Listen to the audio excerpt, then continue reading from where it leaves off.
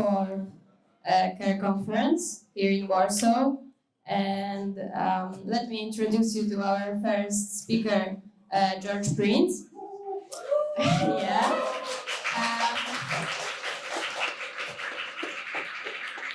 Okay, so Georg was involved in the successful campaign to abolish game bird farms and enclosure hunting in Austria. And he's currently focusing mostly on campaigns against fur shops, horse carriages, and pig farms. He's also the activist coordinator for the farm animal advocacy organization VGT, Austria. He organizes street outreach group Animals Voice and volunteers for the Vegan Society Austria. And in this talk, Georg will focus on the importance of being okay with being weird when choosing campaign targets and strategies. And after the talk, we will have 5 minutes of Q&A, so you can write down all your questions and we will get to them. So please welcome our speaker, Georg.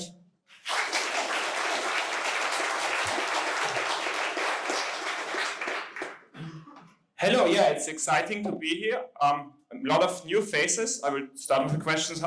Who of you is new at these conferences? Raise your hand. Wow, quite a lot.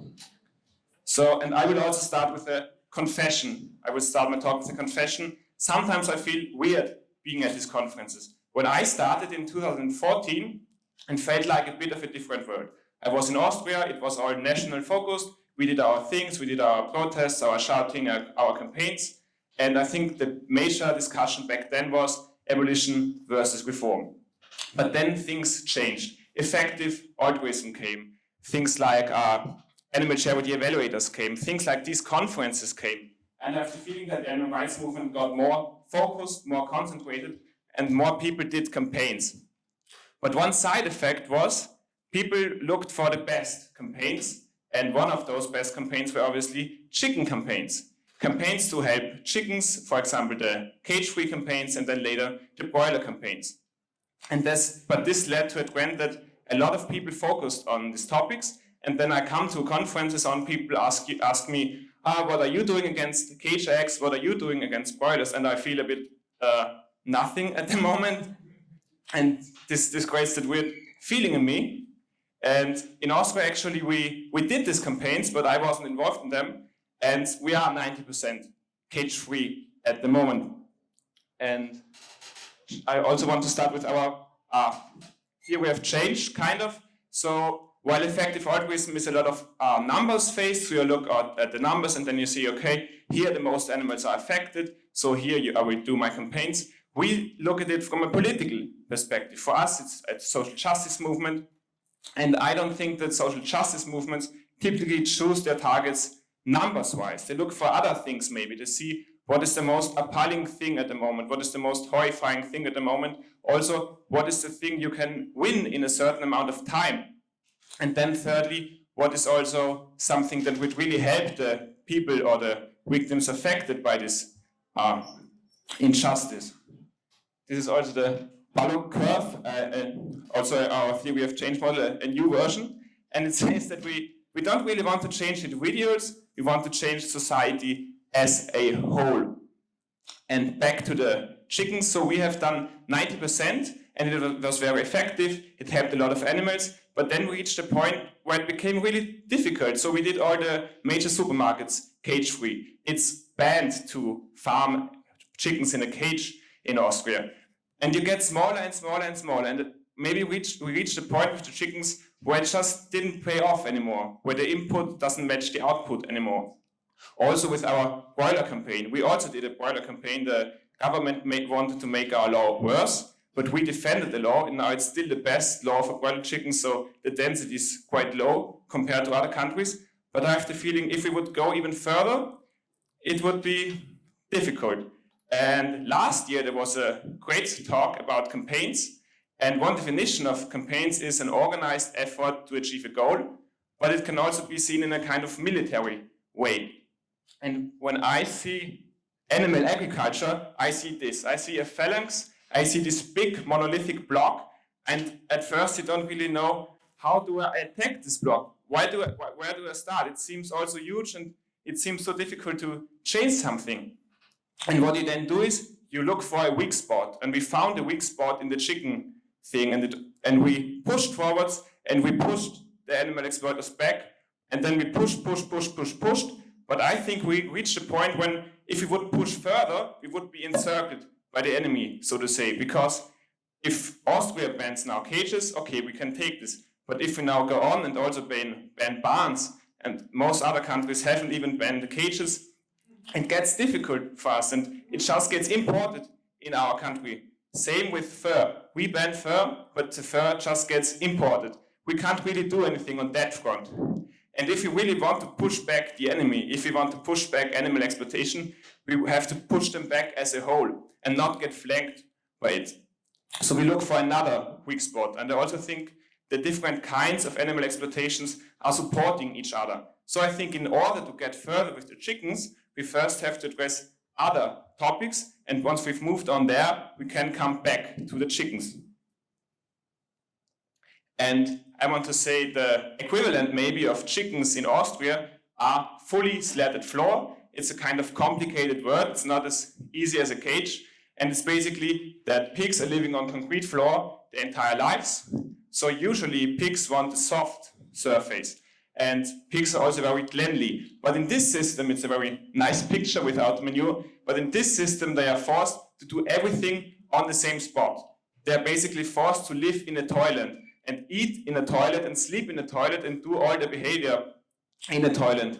And the very important behavior for a pig is also to root in the ground and to look for things and just to be engaged by its environment. But here, they just can't do this. And it's also, the space is very bad, they don't have toys, they get mutilated a lot. And actually, if you look at it, we are quite bad with the pig rearing. So there's the meme, a very popular meme also in Austria, that Austria is the best animal welfare country in the world. It may be right for chickens, maybe not even more, but for pigs it's definitely not true. We are in the middle field, and some things like the space or the floor, it's the worst of the EU. So this is a Dutch study, I can also send it to you if you want, and it said, yes, Sweden has the best animal welfare laws for pigs, and Austria is on place 8. But we want Austria to be on place 1. And if we are on place 3 or 2 with chickens, okay, it's hard to improve on that, but for pigs we definitely have room for improvement. Yeah, and also a lesson that we learned is it's very hard to attack something, it's very hard to try to abolish something if you don't really have the alternative. Some of you maybe see it with the broiler campaigns. With the cage-free campaigns, the cage-free systems, they are quite known and it's a feasible system, but not so many people are actually doing the alternative broiler rearing that we are demanding. And it was similar with pigs. In 2011, we in Austria did a campaign against sow stalls and gestation crates. So a kind of iron cage for the mother sows.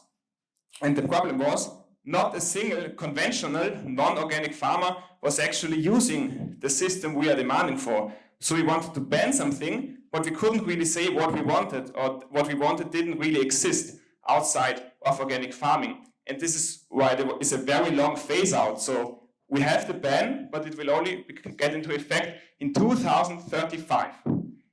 So I will be very old by then. And we learned on that. We said, okay, first we have to establish the alternative. And actually with the chickens, we did exactly that. We worked together with barn farmers, with free-range farmers. There is an institute, an organization for non-cage farming in Austria. There were people checking the egg boxes, if it's cage-free. So we helped building up the alternative industry. And it may seem counterintuitive because we're the animal activists, we want to change laws for the better. We get rid of cages, destroy those animal farms and not build other farms. But if you believe in this incremental approach, it's quite difficult to go on without also focusing on the alternative. And maybe in other countries, you as a farm, the animal rights organizations, you don't have to do it. Maybe you have an ISBCE or something like that, and they will be happy maybe to work on some kind of label or alternative system. But in Austria, we don't have an ISBCE, so we had to do it ourselves, even if we think, okay, it's dirty work somehow. And this is the alternative system. It's used by some supermarkets. It's 15 to 30% more expensive. The pigs have straw. They are castrated with anesthesia. They also have a space where they're being outside, and they have double the space. So of course, it's still factory farming. I don't want to condone it, but it's a huge step forward, and it's a lot less mortality. The health of these pigs is better, and the meat in the end effect costs more. And there was also market research that, okay, most people want the cheap meat. Very few people are ready to pay for the organic meat, but there's a niche that is willing to pay this 30% more. And this is why this was established. Because one of the main drivers of cost in organic animal farming is the feed. And this is kind of some ways of the organic farming, but without the organic feed, so it's very economically feasible. And so for the pig rearing, we have the alternative. We say, okay, we want to ban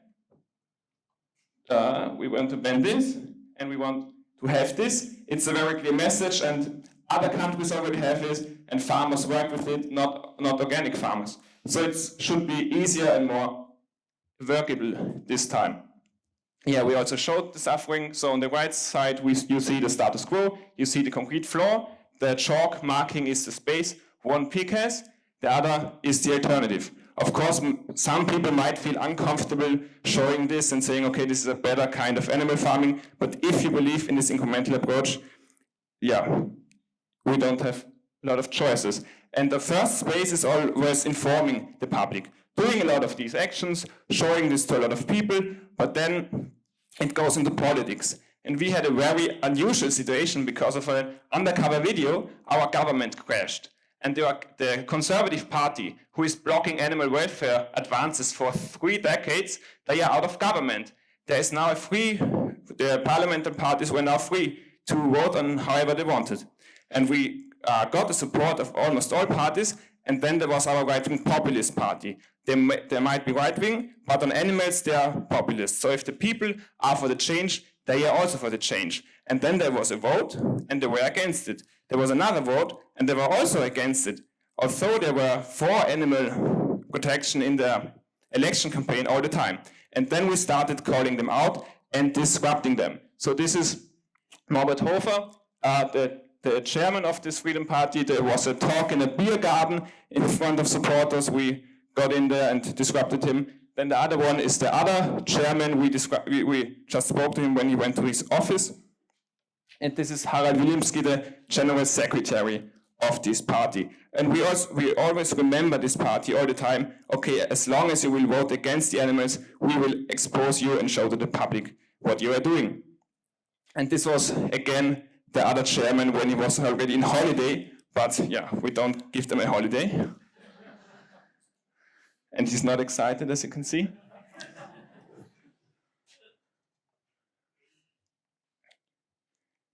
Yeah, so this about the pigs.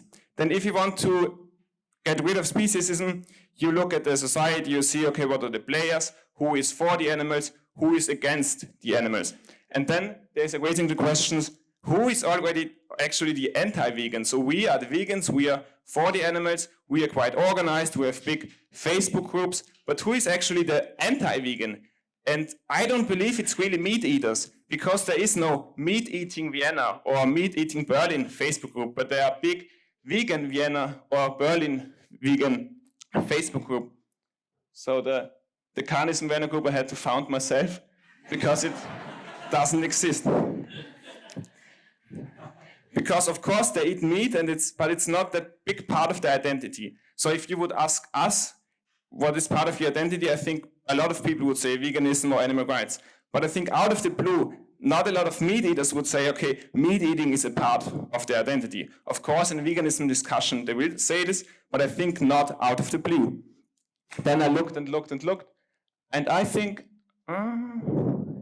it's actually the hunters. They are very well organized. They are hunting groups, and for them it's a freedom, a leisure activity, a freedom activity, and it's a big part of their identity also. For a meat eater, okay, they are just eating the food they are served. But for a hunter, it's a big part of them paying a lot of money, making huge trips, spending a lot of time in inconvenient circumstances just to kill animals for fun. And they are very outspoken, and we are noticing this when we did our hunting campaign. So there was a very severe backlash, spies being used, private investigators being used, a lot of lawsuits being used. There's also now a hate group on Martin Balluch, our chairman, and me, who are just releasing photos of us and making fun of us. And no other group so far has done this. And actually a very famous hunter in Austria said, "Animal exploiters of Austria, unite yourself." And he created a fund, and all animal exploiters can pay into this fund, and the animal exploiters can use this to sue us. So every time we say something about farming, those people can sue us with this fund. And who founded the fund? It was a hunter. It was not a pig farmer. It was a hunter. So I think anti-speciesism is strong in them. And talking about speciesism and society and changing the course of politics, if you look at our animal welfare law in Austria, and if you look at the German animal welfare law, the core sentence is, you mustn't harm or kill an animal without a reasonable reason, without a good reason. And okay, for farming, for slaughterhouses, people might say, okay, food is the reason. But what exactly is the reasonable reason in hunting? Hunters say, okay, it's a good source of food. But one of my colleagues, he did the fun thing and said, okay, I will calculate how long can we live off the meat of all hunted animals. And if you see on these graphics, we have already overpopulated in mass all the wild animals with us and with the farm animals. So what do you think? If we kill all birds, lions, wild animals, how long can we live off this meat? Any guesses? A year? 1 day? It's 18 days. Then every reptile, every lion, every zebra, every elephant is just gone, and we have no meat left. So it shows hunting is very little contributing to meat production or to anything. And the German philosopher Richard David Brecht also said an interesting thing. Hunting for him is like a person buying a sledgehammer, going to the slaughterhouse and saying, yeah, I'll pay you $100, I will want to smash some cows' heads in, paying for it. Because if you look at slaughterhouse workers, they are also exploited. They are also victims of this industry. They're not doing this for fun. It's not something that they are like. And it's very traumatizing for them. The same way it's traumatizing for us filming these facilities. But if you look as hunters, for me it seems to be completely different. They are paying for it, they are traveling for it, they're actually liking it. So I'm standing at this hunt, filming it, it traumatizes me, and they are actually enjoying it and travel for hundreds of kilometers to do it.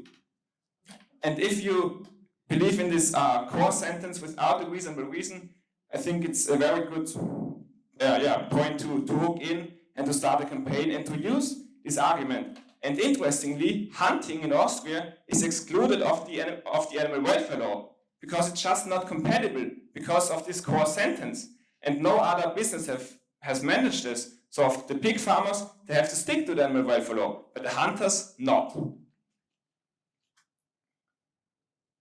What is coming there? Yeah, and then when I say I'm doing hunting campaigns, people ask me, why don't you do anything against factory farming? So I mean, those people, they are not killing a lot of animals, it's not affecting a lot of animals, and it's quite a touch in nature. But the reality is quite different. A lot of animals are actually factory farmed for hunting. So this picture on the left is a pheasant breeding facility. So they are raised like broilers, and then they're in these sheds, and then they are released. And on the first day, they are just shot, and they are hunted with dogs. So there's a lot of stress going on, and the hunters don't hit the pheasant at first. So there's a lot of injury also. And the second picture is the Strecke, how to say in German, all the dead animals laying there. So the hunters take pride in just laying their prey on the floor. And I think maybe it's not even the question, is it about hunting or factory farming, because this is both. It's the cruelty of things like hunting, or things like bullfighting, or of wild animal circuses, but it's got almost the scale of factory farming, which makes it a perfect target, because it affects a lot of animals, it's quite cruel, and people, they hate this. If you kill animals for food, most people can kind of understand it, but those animals in a lot of circumstances aren't even eaten, it's just for fun. And this is what is something that people don't accept. There was a survey that 90% of people in Austria didn't accept this. Yes, the worst out of two worlds.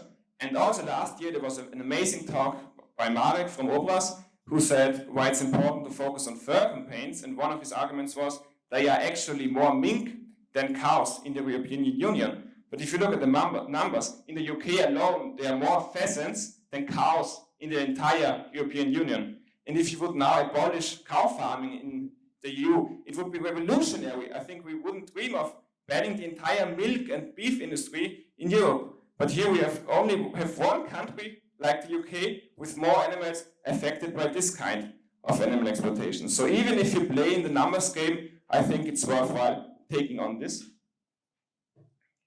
Yeah. Another reason is you get a lot of doubts. So if you ban some kind of animal cruelty like the fur farms, you think, okay, the fur can be imported to Austria. So we ban the fur farms, but now we import Chinese fur. The distance isn't really a hurdle. Or if you ban an industry, now if you don't consume a pig, for example, maybe another person is eating the pig or it's exported. Of course, at some point it will change something, but I think it goes through your mind when you're doing these campaigns. But hunting can't be exported so well because it's locked with the ground. It's bound with the property a lot. And you have actually to export the hunters then. You have to go to Africa then if you still want to hunt. But you can't export the cant hunt to Austria when it's banned. But you can do that with the fur. And here's the curve again. And yeah, this is the very steep area at the beginning. And here is where we want animal agriculture to be and animal cruelty to be. We want it to be a very slippery slope. So if you want to be cruel to animals, you have to put a lot of effort in it. It should be very hard. You should have to pay a lot of money, you should have to travel far, and it shouldn't be easy. It shouldn't be the natural thing for you to do, and it shouldn't be the normal thing for you to do. And this is what our campaigns are all about. And there's one slide missing. Tobias Lennart said the amazing sentence, make compassion easier, and I would say, make animal cruelty harder. Make it hard for them, make it inconvenient for them, and move society in the right direction. Another thing with animal rights campaigns, it's hard to see the end. You know, okay, we are doing our cage campaigns now, our broiler campaigns now, but how will we go on? And how will we do this kind of campaigns, and how will they actually lead then to animal liberation? The good thing for hunting, we have a kind of template, because we have all kind of phases. We have countries where almost everything is allowed, and we have countries where almost no hunting is allowed.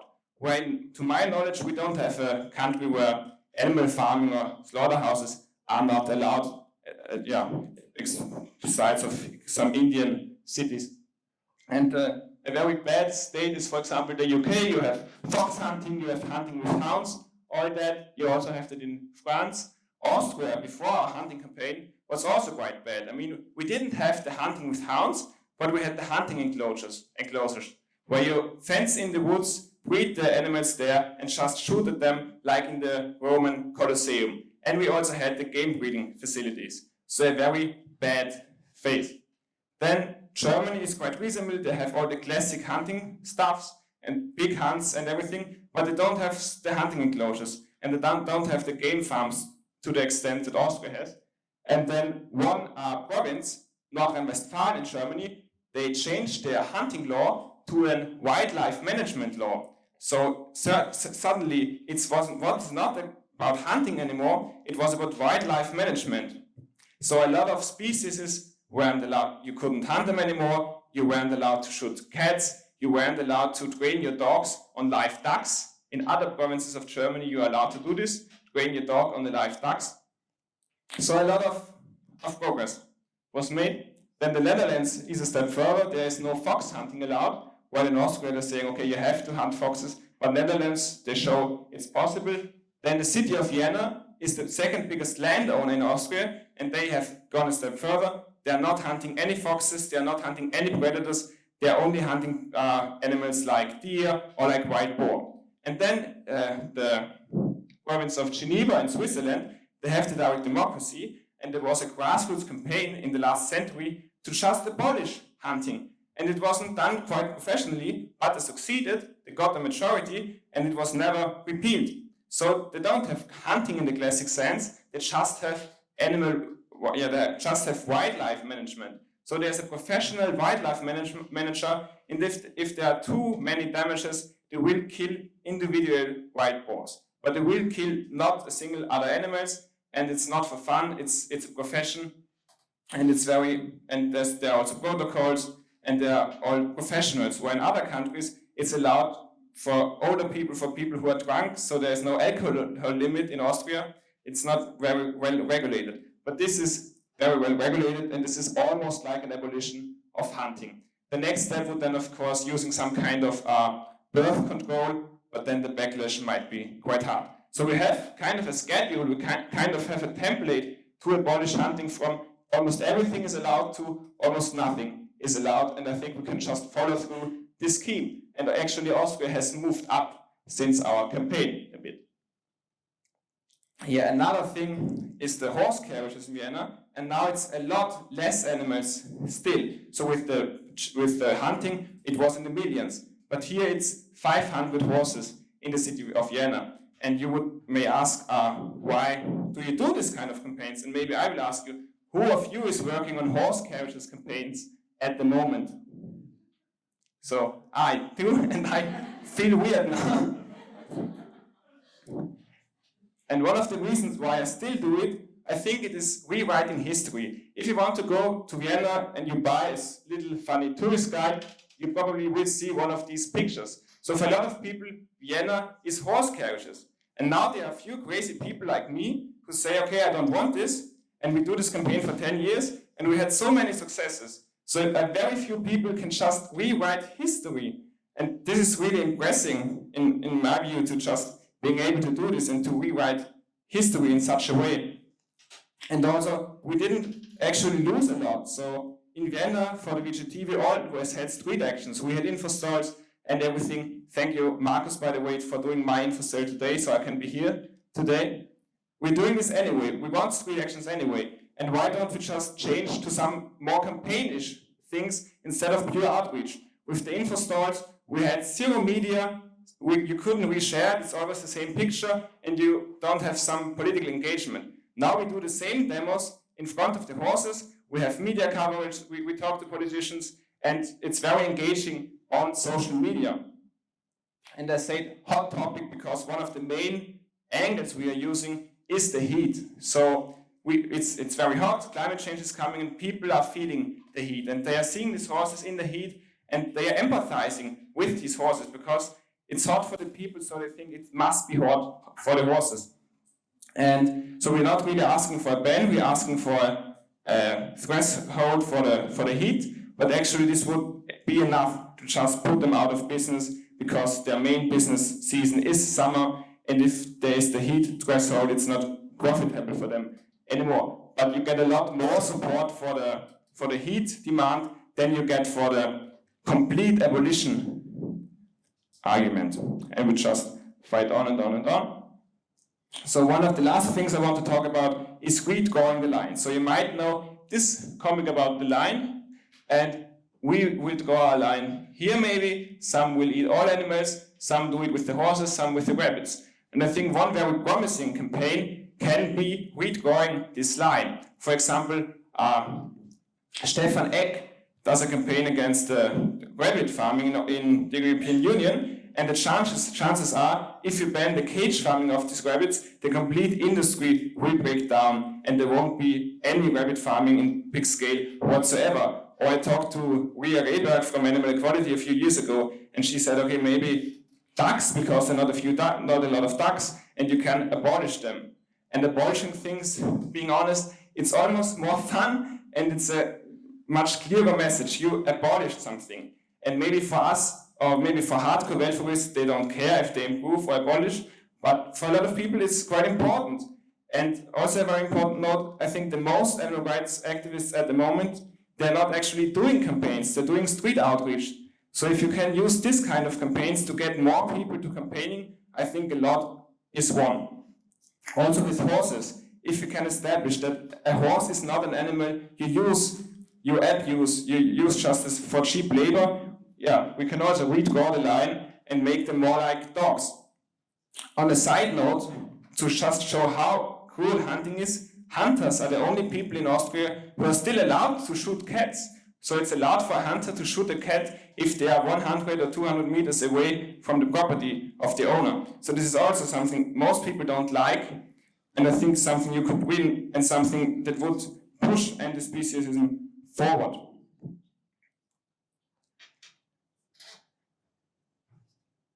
Here, this is it. Thanks for listening, and yeah, remember, stay weird, it's okay to do things not a lot of people do, and I'm happy for the discussion now.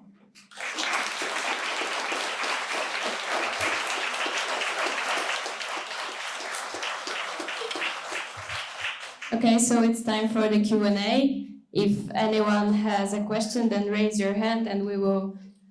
Okay.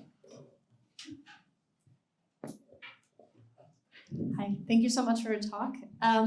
So you talked a lot about hunting, and in my experience, when I talk to people who hunt, they say that the argument is not that they do it for food, but that they do it for ecological reasons, because they're keeping the animal population down for for nature. So what is your counter argument to that?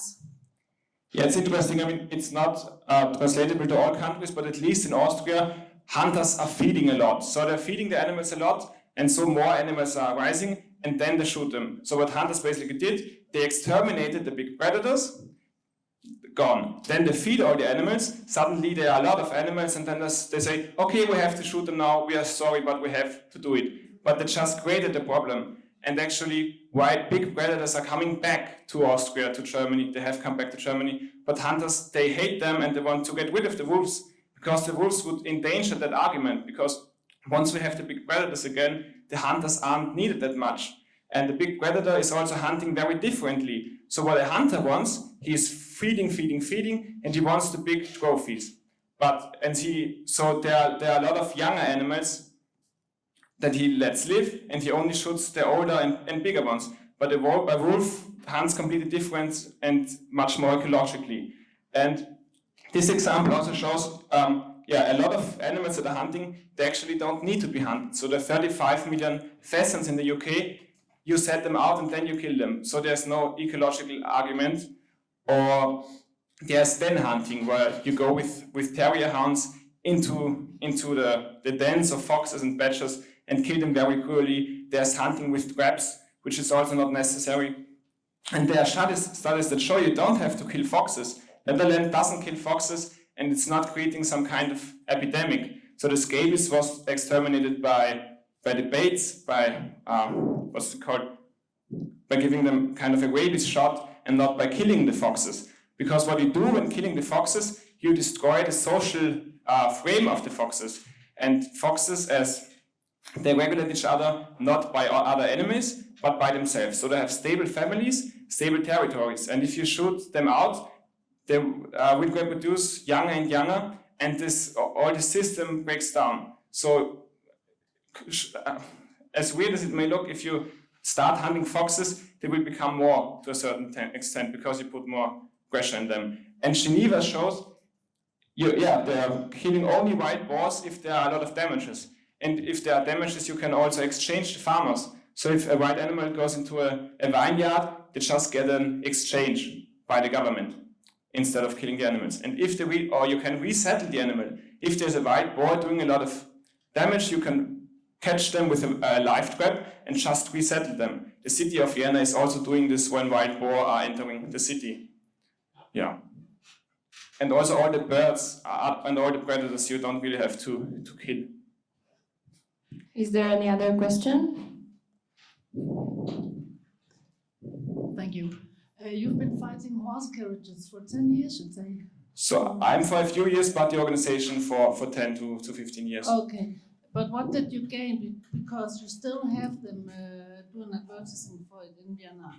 And what did you gain, and what is your tip to fight the horse carriages? We have not that much in Denmark, where I'm from, but we have students, they are pulled in carriages only by maybe 2 horses on hot summer days? Thank you. So when VGT started, there was just nothing. It was a completely unregulated business. You could get a carriage, 2 horses, and you could just do it. And then the horses, they were kept in cellars in the first district, where there's no tree, there is no grass. They were just kept in cellars of historical buildings, and they were also chained. And there was an investigation, a very funny thing, an investigation in a city, in a cellar, and it was done, and they got rid of these Keller stables, and they got rid of the chaining of these horses. And a lot of more bureaucracy was introduced. So actually now they have to apply for a number. So the number is limited, and there's now a driving license for the horse carriages, and there's a time. So only a certain amount of time they are allowed to work. And this also makes it easier to press charges, because they are violating these laws and norms a lot, and you can film them, catch them, and this also creates bad publicity for them. And we got a heat-free regulation, but it's only 35 degrees. We want 30 degrees, Berlin has 30 degrees, New York has 32 degrees, Chicago has also 32 degrees. We also want the 32 degrees. And animal science maybe says with 25 degrees it starts getting problematic, and with 30 degrees you should really stop doing anything with horses.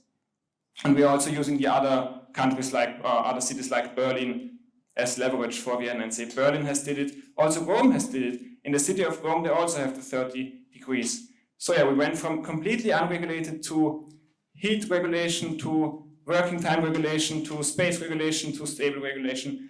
And every few years we managed to do another thing. And I hope the next success will be the 30 degrees. And then we'll leave those horse carriage drivers alone, I think, for a few years and focus on other things.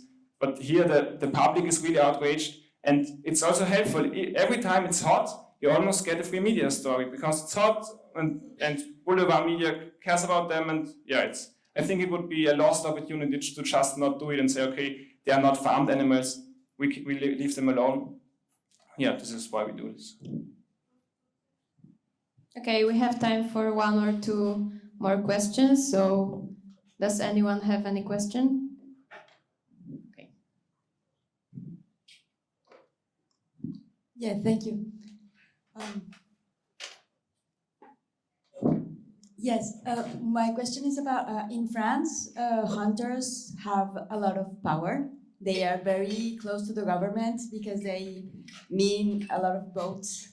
So they are like protected. So even if people vote against a type of hunting, nothing happens.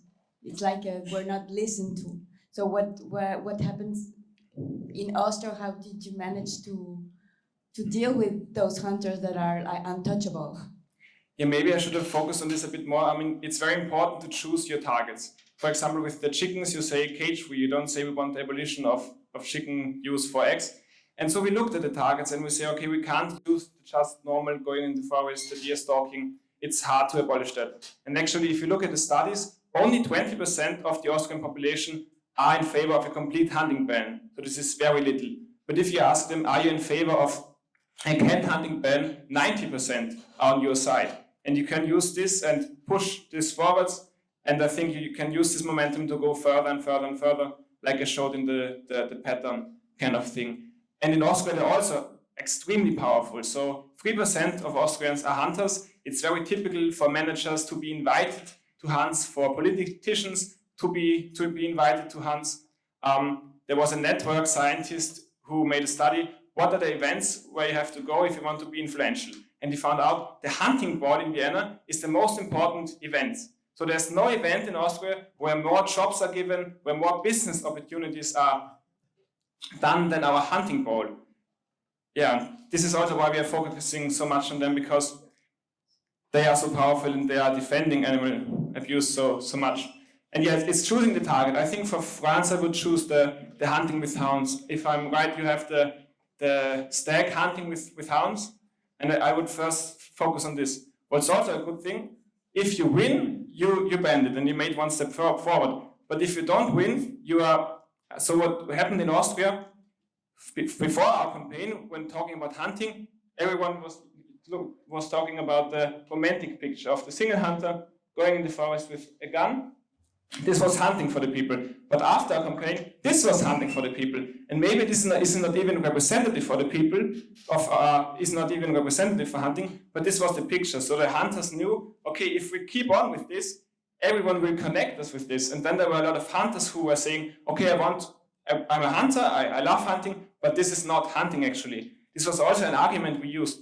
We said this is not hunting because hunting by definition is the killing and the pursuit of wild animals. But those are not wild animals, they are factory farms. So you can't just hunt them. The same way you can't take a free-range pig, set it out and then shoot it and call it hunting. It's not possible.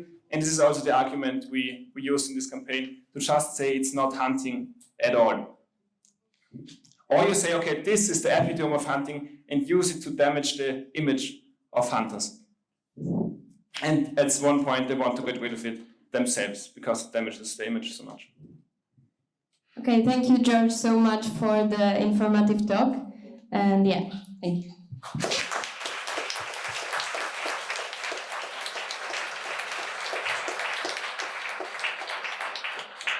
Yeah, if you're doing pig campaigns, hunting campaigns, horse campaigns, or want to do them, just contact me at my email address or talk to me at the conference.